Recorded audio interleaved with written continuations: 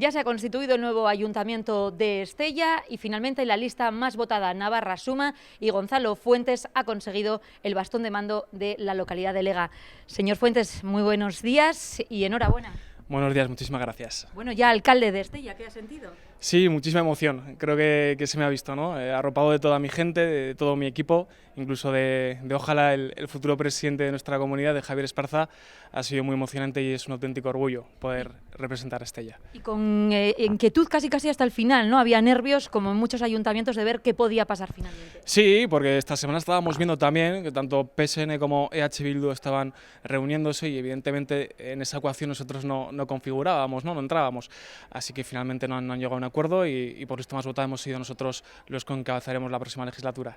Aváncenos, ¿qué es lo primero que va a hacer como alcalde de Estella? ¿Cuál será la primera decisión que ha dado? Bueno, nos comprometimos ya hace meses que una de las primeras decisiones que íbamos a tomar y una de las decisiones que además la gente está demandando son servicios. La limpieza es fundamental en nuestra ciudad, debemos hacer una ciudad atractiva y tenemos que empezar por ahí. Pues muchísima suerte en la encomienda que tiene por delante para los próximos años y gracias por atendernos. Muchísimas gracias, un placer. Pues aquí ya ha constituido este Ayuntamiento de Estella.